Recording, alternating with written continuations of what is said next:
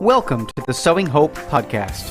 This is a show all about implanting hope in our hearts. I'm Bill Snyder, joined by my friend Ann DeSantis. We're glad you're here for our uplifting conversation about faith and how it sustains our hearts through all the seasons of life. Thanks for walking with us. And good evening, everybody, and welcome to the Sowing Hope podcast. I am Bill Snyder. It's great to be with you. Thank you so much for tuning in and listening, whether you're listening live here on YouTube or you are listening later on demand on Podbean, Apple, Google Play, wherever you're listening. Thank you so very much for tuning in and being a part of the show this evening. I want to remind you that you can always head over to our website, which is very simply patchworkheart.org, and you will find all the information about our ministry and what we do in addition to this podcast. But I'm joined by my friend and co-host Ann DeSantis as always. Ann, how are you this evening, and how are things in Philadelphia? Oh, things in Philadelphia are good, and especially that we're coming closer to April, and I love spring, and I'm not that crazy about the cold weather. So yeah, I'm pretty happy right now, and Philadelphia's very well too. Yeah, very good, very good. And I know we have a great guest with us tonight, so why don't you tell us a little bit about her? Yes, we have an amazing guest with us. We have Serena Dykson. She's the founder and author and speaker of She Found His Grace. I love to read her bio, which is a paragraph, and will tell us so much more about her. At the age of 13 years old, Serena was raped and faced an unplanned pregnancy. The only option that she was offered to her family was abortion. She was considered one of the hard cases and is met with a lot of misplaced compassion. Abortion never did undo her rape, but only added more trauma. At age 16, she got pregnant again, and this time she chose life in the parking lot of Planned Parenthood. Serena now shares her story of how she found hope, healing, and freedom in her new book called She Found His Grace. She is also the founder of She Found His Grace Ministry that helps educate the church on how to meet young women facing unplanned pregnancy with grace and truth, and also offers women and men pain to purpose recovery for past abortions and sexual assault. You can visit her website to purchase her book or get more information about being part of the Pain to Purpose group at SerenaDykson.com. Let me spell that for those who are listening. Serena is SERENA, Dykson, DYKSEN.com. Welcome. And you are an amazing person and an amazing guest for Sowing Hope. Thank you so much for joining us. Thank you so much for having me on this evening. It is an honor. Yeah, absolutely. Yeah. It is a true honor for us. And we are a pro-life ministry here at the Patchwork Heart Ministry. And I myself am involved in the pro-life movement, and I'm so wonderful to hear your story. Mm-hmm.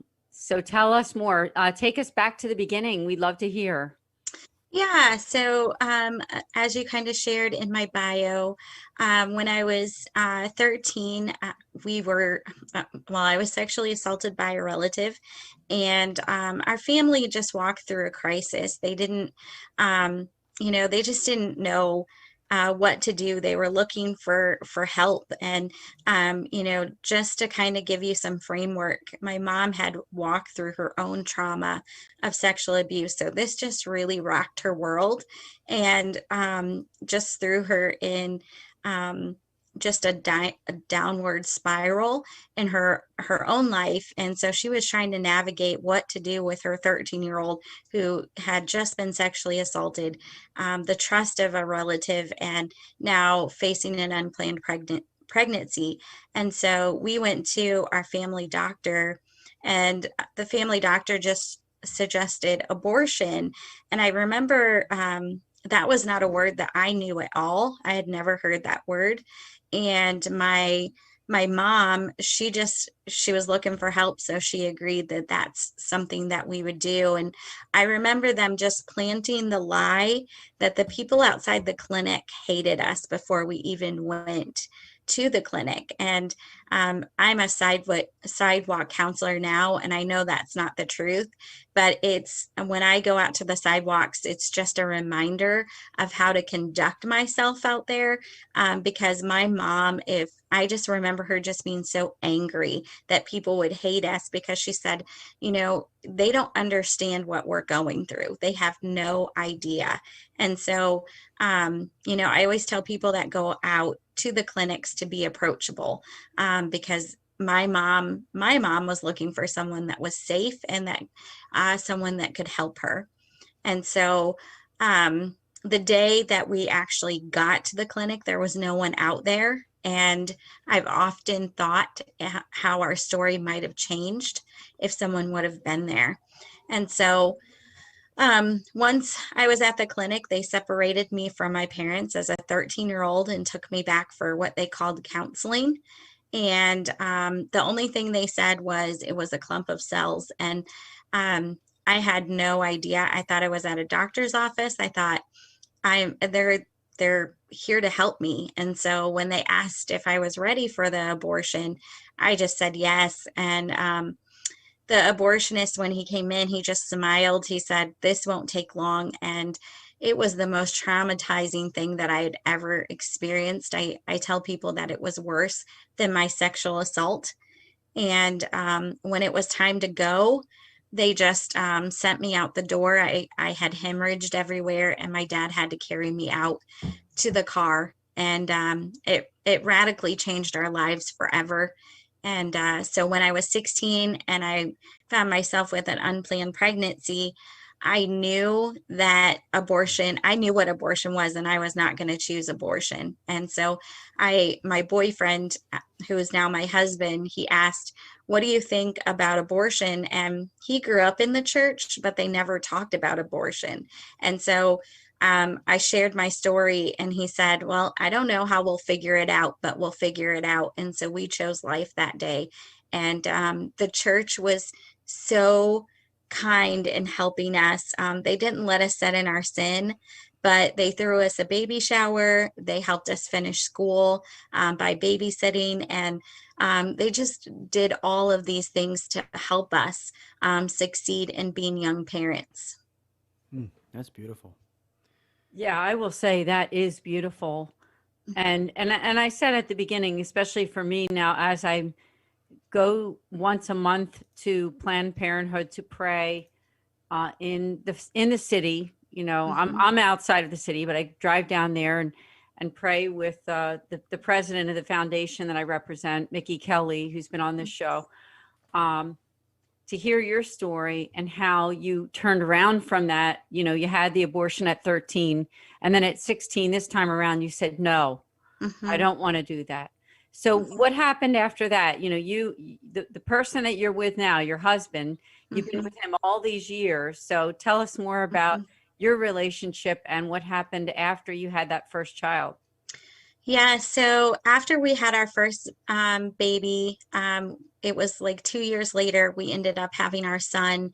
And we we had gotten married my junior year of high school. And by the time we were 23, we bought our first house and we had two little kids. We were in the church. We thought we were doing great. We thought that we were overcomers. And a few years after that, I had a miscarriage, and it really rocked my world. I fell into a deep depression, and we just started having marital issues. And it was just really, we didn't ever associate the trauma on top of trauma on top of trauma. We never connected that. And we just kind of plowed through it. We didn't take the time to grieve. I had never grieved my aborted baby or my miscarried baby. We just kind of plowed through it. And a few years after that, my ovary ruptured and I almost died. And then by the age of 29, I had a complete hysterectomy, and no one ever asked if I had an abortion. And that was not something that I was ever going to share. I just wanted to forget what happened that day. And by the time my kids hit middle school, we were faced with another crisis, and it became clear that I had not walked through any of my healing, and my life went sideways. Um, I moved out of our house. I had planned to file for divorce, and I just felt very unworthy to be a mother or a mom, a mother or a wife. I just felt very unworthy. And Mm.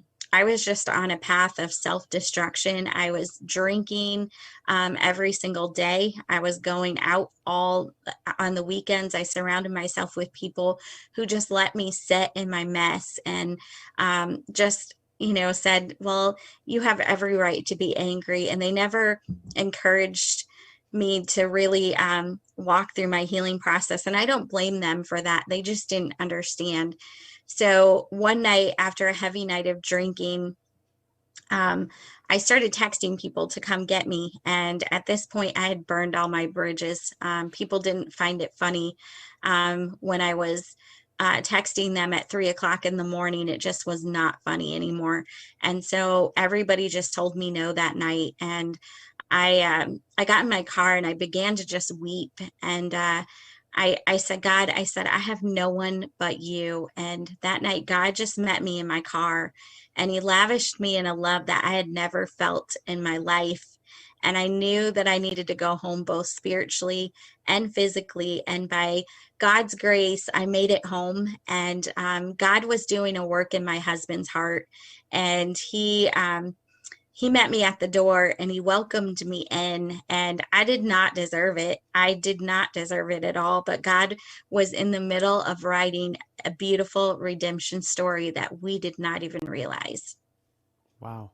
That's just incredible. Wow, what an amazing journey you have. And, um, you know, I, I think the power of God and the power of the Holy Spirit, in your life is so evident, by just what you shared right there, most recently about going back home both physically and spiritually, and what a great metaphor for us in Lent right now too, right? That we might not deserve it.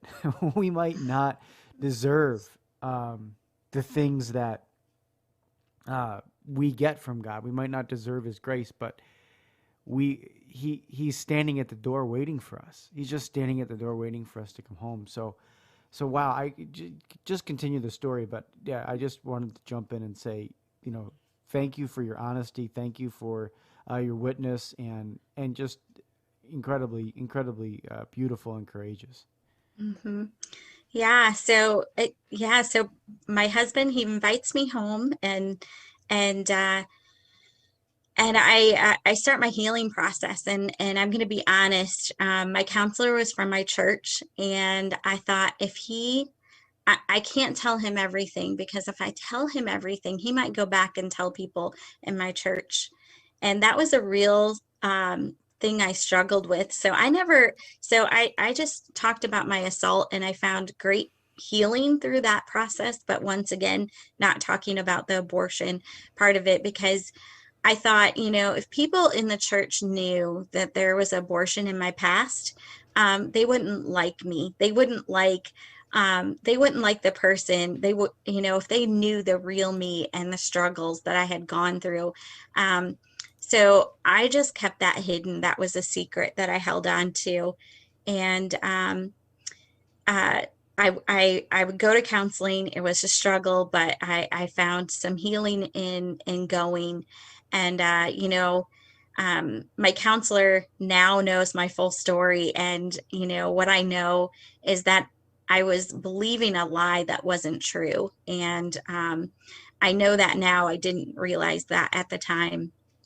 Um, so I started getting into ministry work, and really, just sharing with women. I had a heart for women with addictions. That was my heart. And there was this piece in my life that I was still struggling with, and it was a lot of hate and bitterness in my heart and unforgiveness. And one day in my living room, God met me in Lamentations 3:58, and the Holy Spirit said, "Did I pull you from the pit?" And I knew God had pulled me from the pit. And He said, "Did I take up your case?" And that word "case" just really resonated in my heart, because as someone who has gone through sexual assault, you go to court, and so that court case. So I knew that the Holy Spirit was just really speaking to me.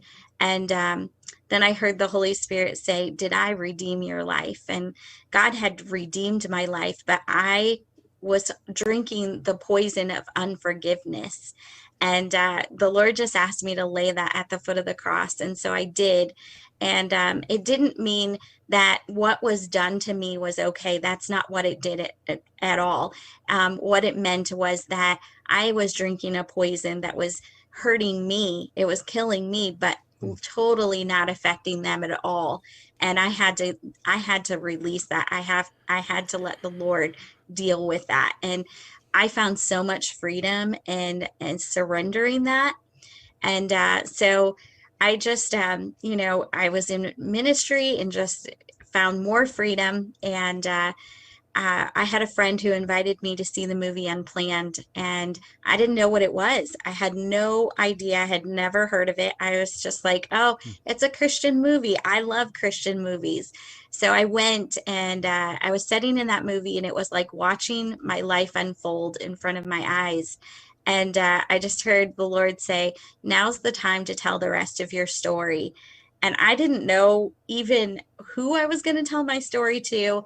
I reached out to our local Right to Life, and my heart was just to go minister to women, try to reach them before they went into the abortion clinic. And they said, "Well, we have an unlicensed abortion clinic. Why don't you come and get trained for sidewalk counseling?" So I did. And when I was at that training, there was a sweet lady that said, "Have you ever gone through abortion healing?" And I was one of these ladies that, I had this radical encounter with the Lord. I was doing, very active in my church. And I was like, I rolled her and I said, "I'm good. I'm good." But God had been preparing my heart that I couldn't ask other people to do something that I wasn't willing to do myself. And so I said, "Okay, I'll go." And I went to this retreat, and God just gave me this beautiful weekend to be able to mourn my aborted daughter, Eliana Grace, and our son, Malachi.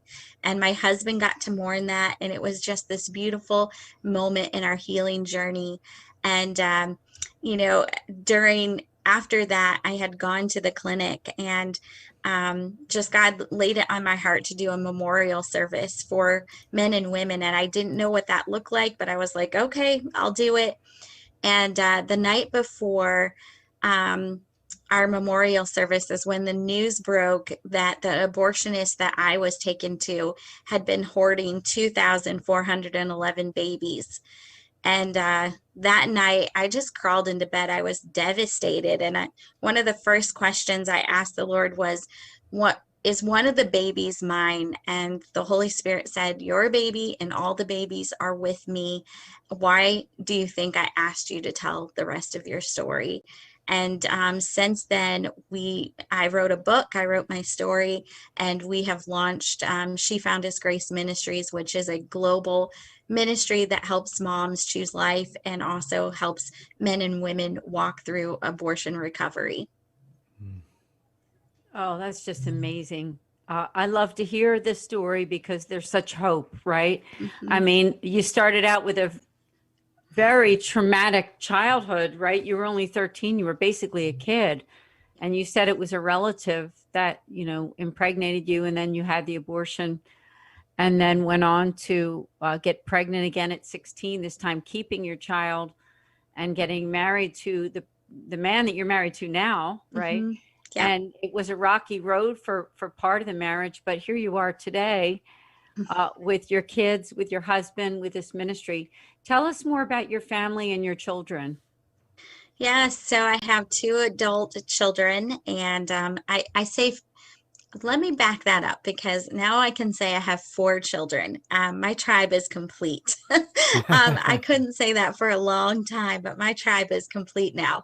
So I have 2 in heaven and 2 adult children. I'm a nana of 2 little ones, um, and I have a little grand dog.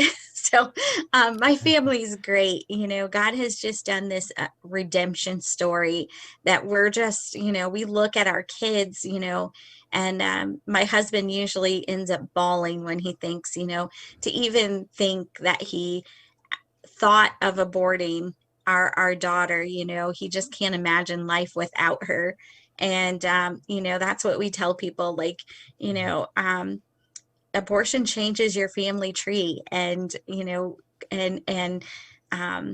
God is in the business of writing a redemption story. We were 2 16-year-old kids who didn't have a clue, and God had a plan through it all. And so that's our encouragement to everyone. Yeah, absolutely. And God can make any anything is possible with God, right? Anything is possible with God. Nothing is impossible. Mhm. And that is testament in your story. That is so evident in your story, I should say. But I want to ask you a little bit about the sidewalk counseling too, because you did mention you are a sidewalk counselor. You help women through this, but in particular, you mentioned earlier that uh, that it was kind of perceived by you and your mom that when you went in for your abortion as a teenager, that there might have been some misunderstanding, or that those people hated you, disliked you.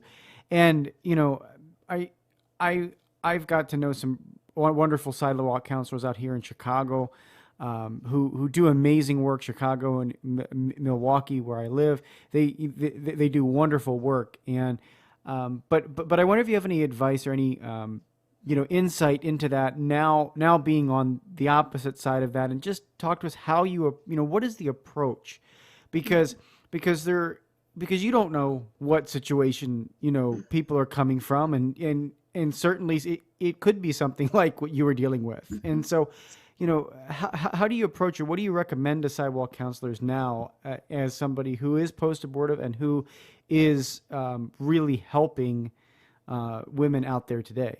Mhm.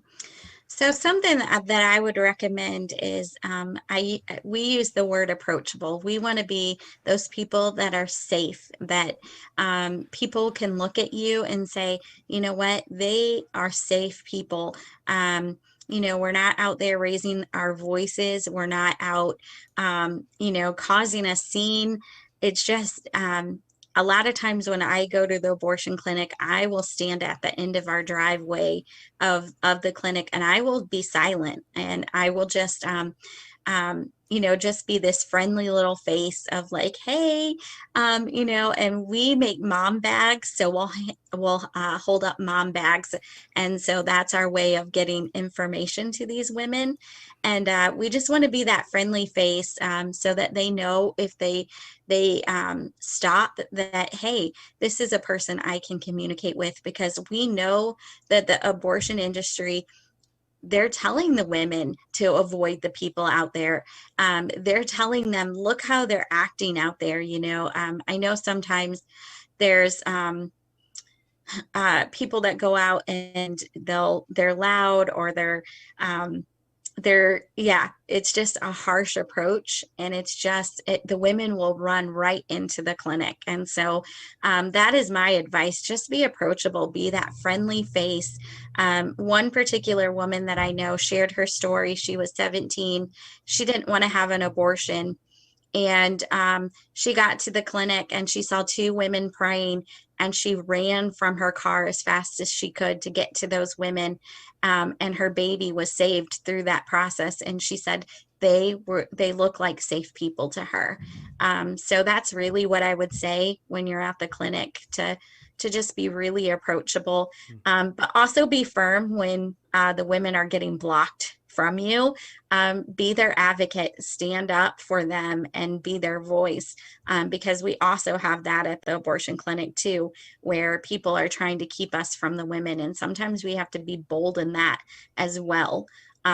Because they need defenders, because we don't know why they're there. We don't know what situation they're in.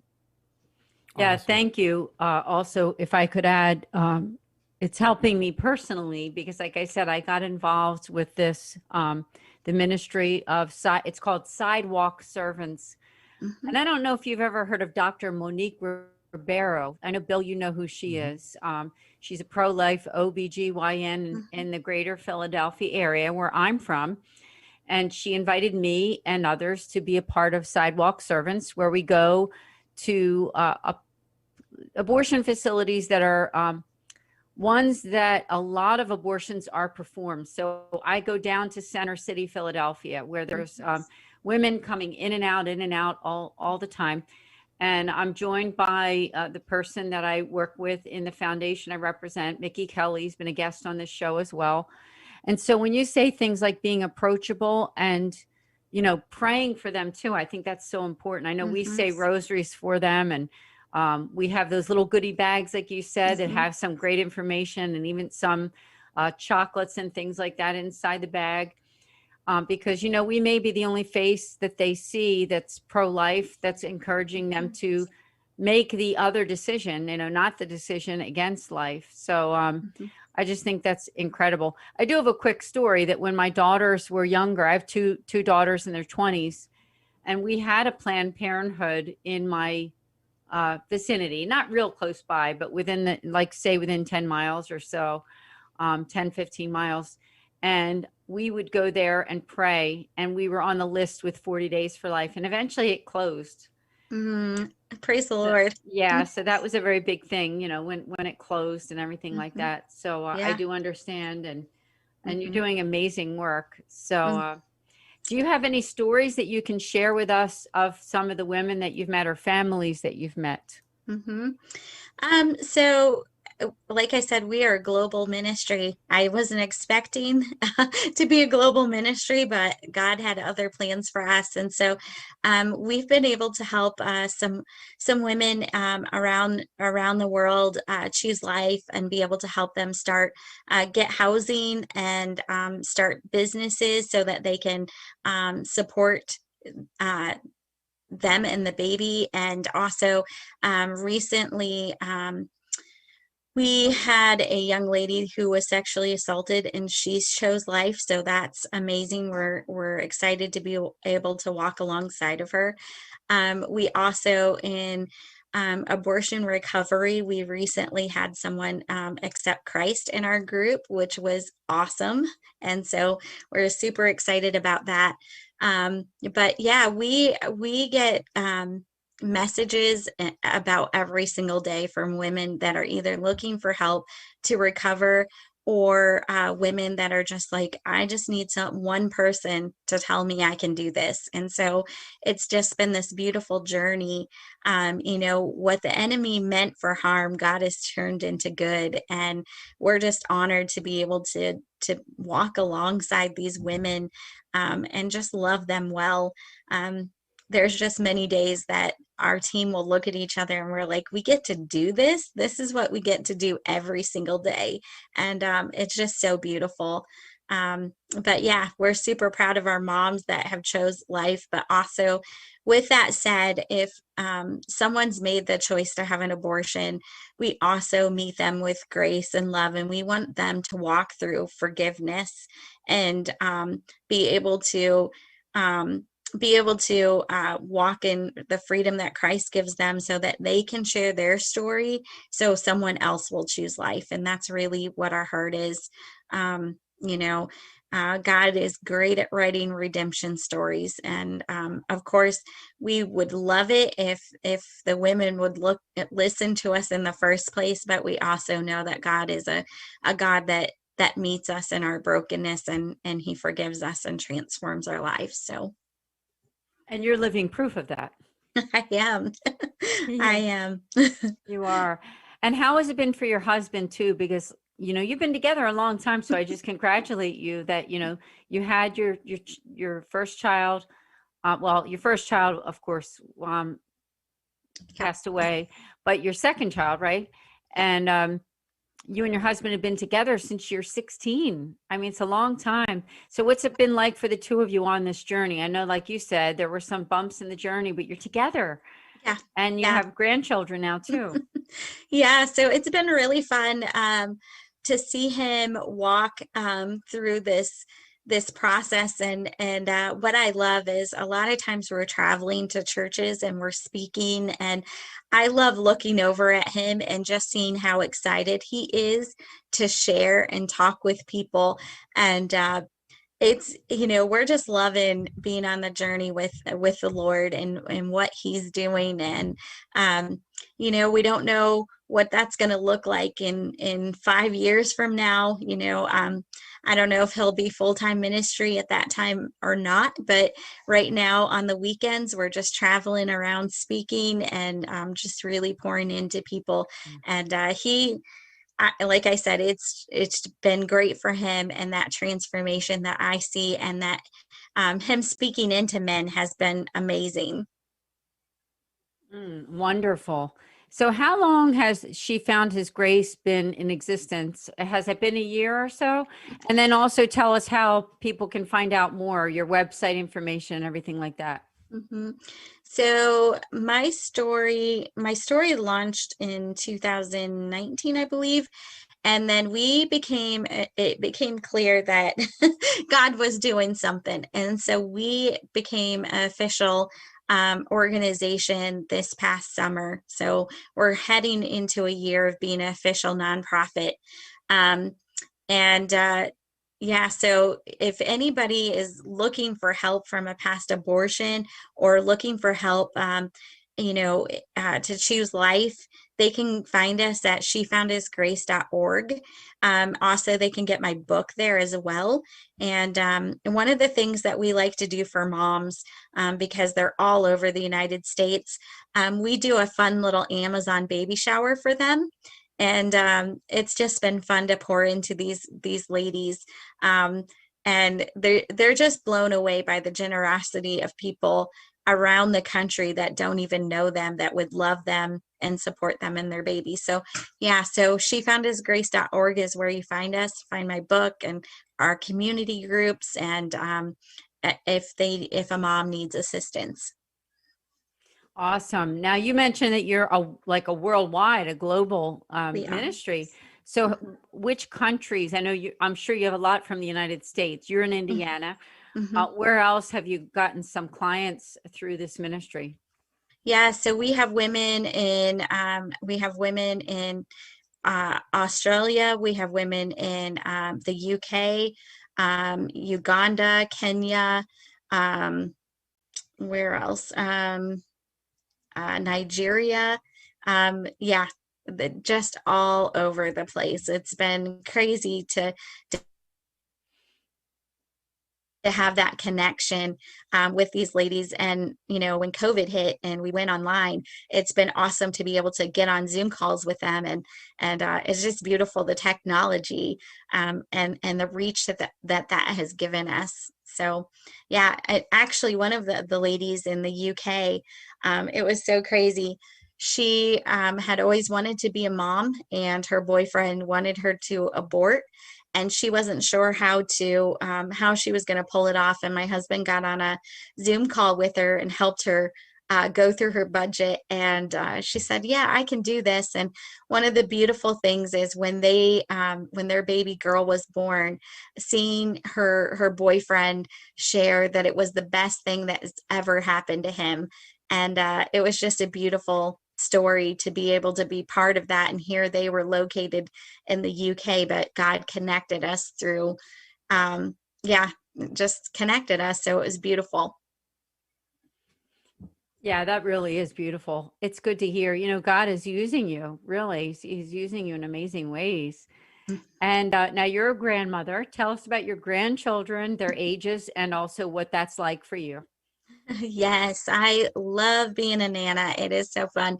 So I have a 3-year-old granddaughter, and then also a little 2-month-old grandson, and so I just love it. It's those moments. I always, they always say, being a if you knew what it was like to be a grandparent, you would choose that first. And I laugh because they're so much fun and it's such a blessing. So yeah, I just love seeing their hearts. And my little granddaughter, when I ask her, "Where's Jesus?" and she'll just say, "In my heart." And it just blesses me so much to see their little personalities, and yeah, it's a blessing.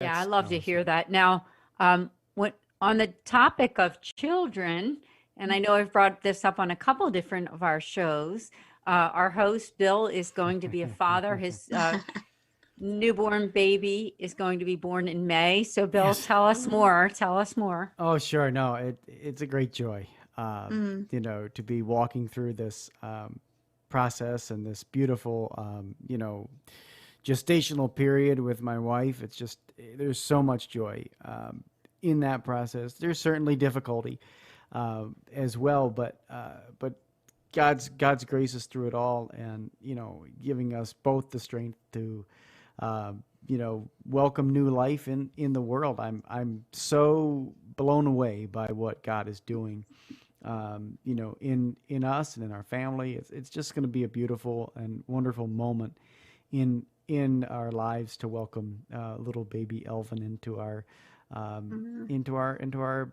hearts and homes, and into our family, our new growing family. mm. Yeah, Congratulations. thank you. That's so Thank you. exciting. Thank you. It is. That's right. And me as the co-host is pretty excited too. I know. I know. Sure. And That's awesome. That's so yes, good. Yes. yes. It's all So good. good. It's wonderful. So if somebody's listening and they know of someone who's uh, either contemplating abortion or sort of in a difficult situation, what advice can you give them? And can you help them to find you or find a ministry like yours so that they can get the right help they need? Hmm. So, if there's someone that's considering abortion, the first thing you want to do is just meet them with grace and compassion.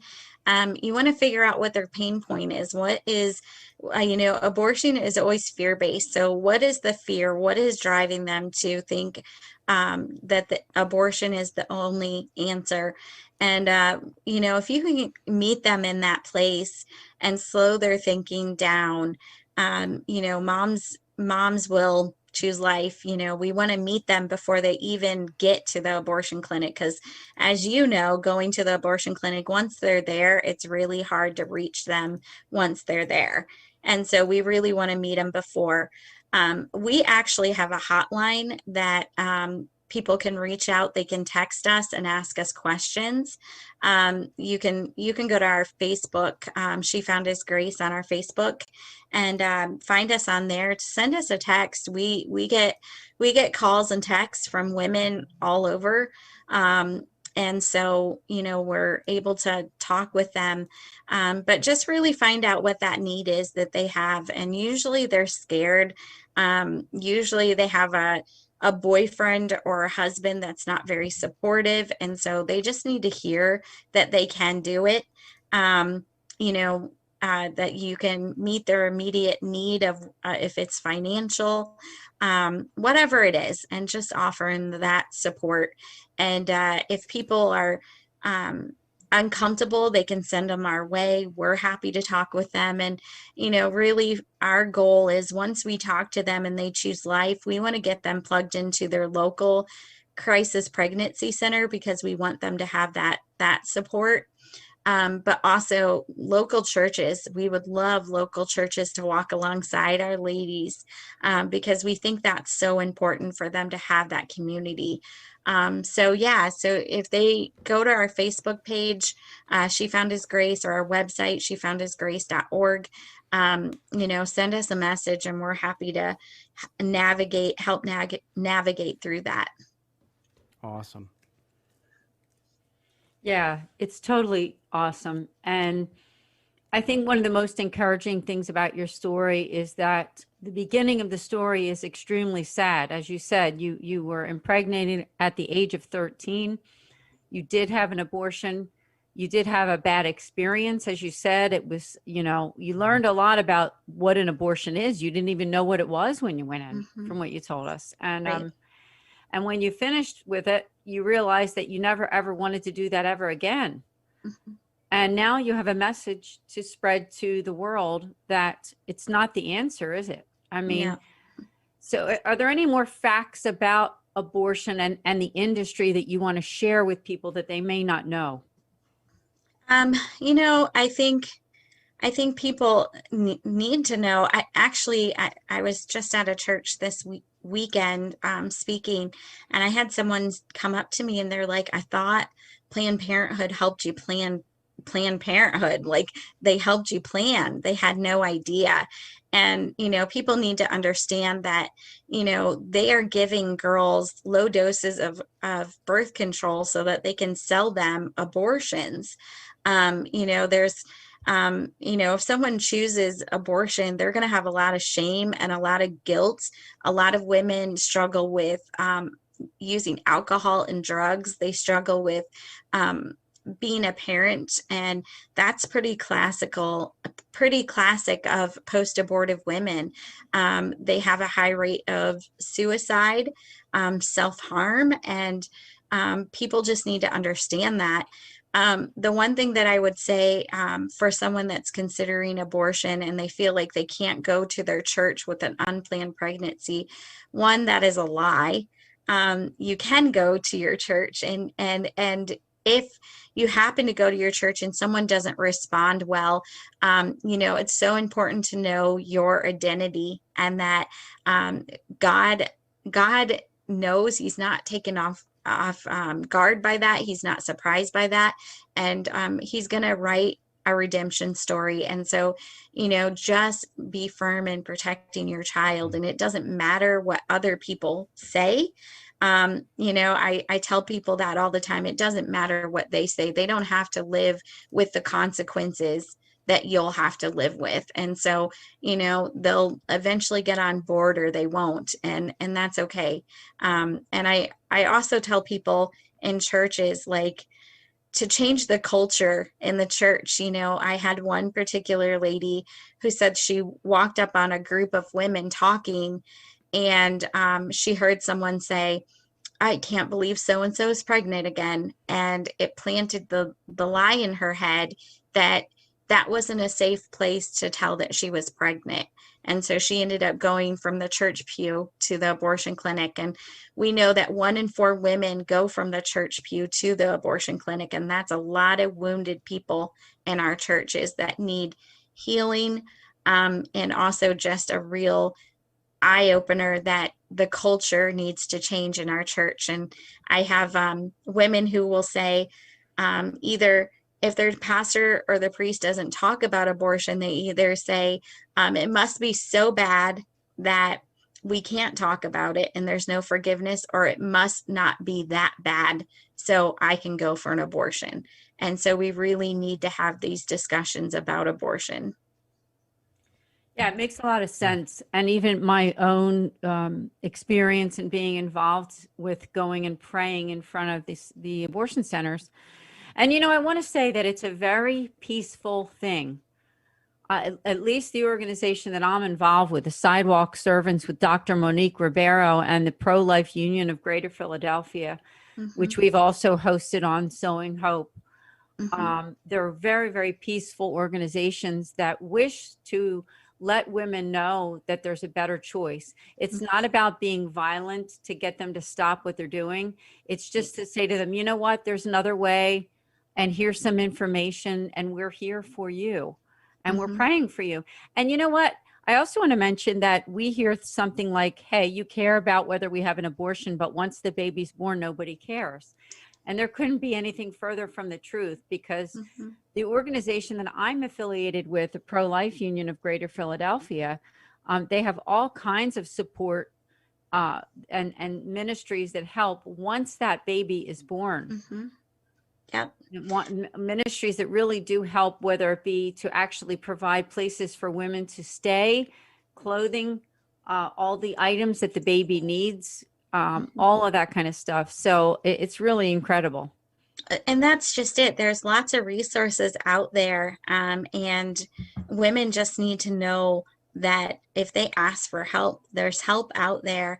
The other thing too is understanding fetal development. There's so many ladies that don't even understand fetal development, and so the abortion industry will tell them a lie that it's just a clump of cells, and it is not a clump of cells.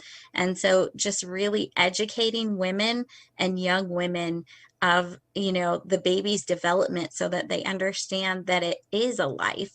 And what I will tell ladies is that, um, most of the women that I know wouldn't purposely end a life. They wouldn't purposely do that. And so, they've bought this lie. And of course, that's going to mess you up. That is there, you've ended a life. So you have to think of that, like the consequence of that. And just really helping them understand, when I'm talking to a woman that's about ready to abort her baby, we go into serious conversations of like, this is your baby, this is what your baby looks like, this is, ending a life, this is how it's going to mess you up, and just really having those frank conversations so that she understands what she's about ready to do, and she knows the truth, because the abortion industry is not going to tell her the truth. And there's women who have made the choice to go have an abortion. It's a botched abortion, and I have to tell them, do not go back to that clinic, because they don't care about you. They don't care what happened to you. They got your money. So, for them to really understand the abortion industry, and that they really don't care. They just want your money, and they're going to send you out the door. Yeah.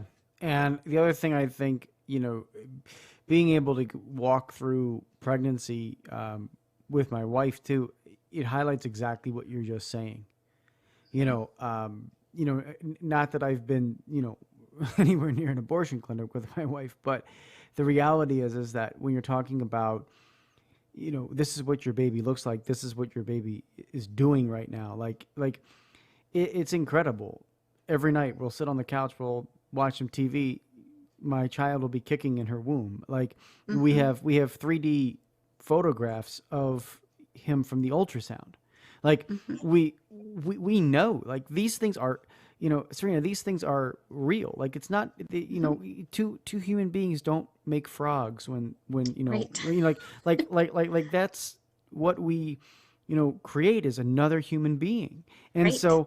so understanding that and knowing that, it, you know, at some points it's visceral. At some points it's hard to move through Mm-hmm. pregnancy. I've seen, my wife deal with incredible, things, morning sickness, Mm-hmm. and along with everything else.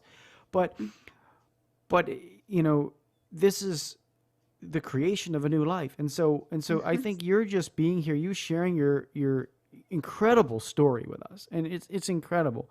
I encourage people, if they have joined us halfway through, or whatever, maybe you're listening to this later, listen to it again, rewind it, listen to it on our podcast feed later, because there is so much wisdom in what you're sharing. There's so much beauty, and really redemption. This is a great story for us during Lent, to recognize that God can take the brokenness, He can take the pain, and and turn it into something completely beautiful, to where now you're not only thriving in your own family life, you're not only thriving as a mother and a grandmother, you are also uh, out there now helping others, and helping women and men overcome one of the greatest heartaches and heartbreaks that they can have in their life. So just thank you so very much.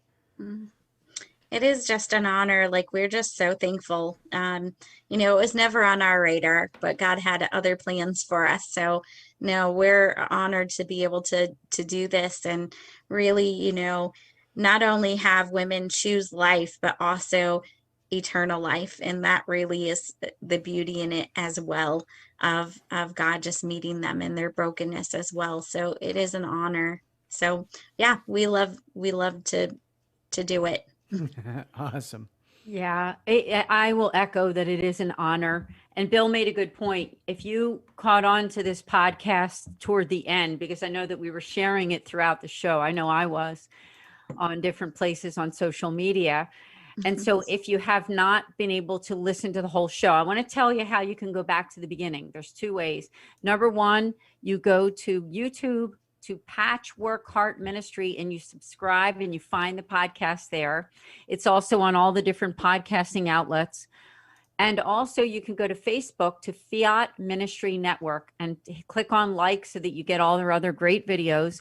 And then you can listen to it from the very beginning. So please do that. And our email address is sowinghope@patchworkheart.org.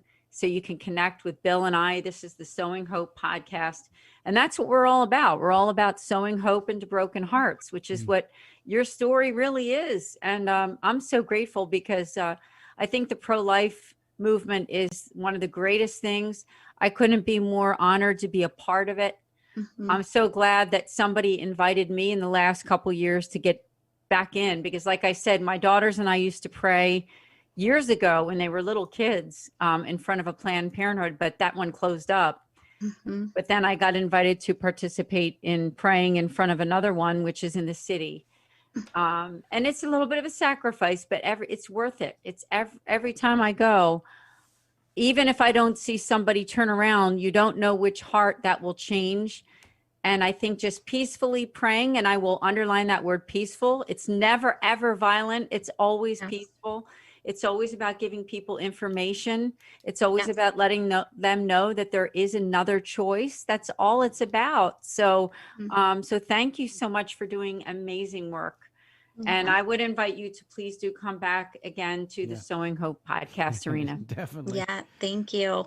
I would be honored to do that. Yes.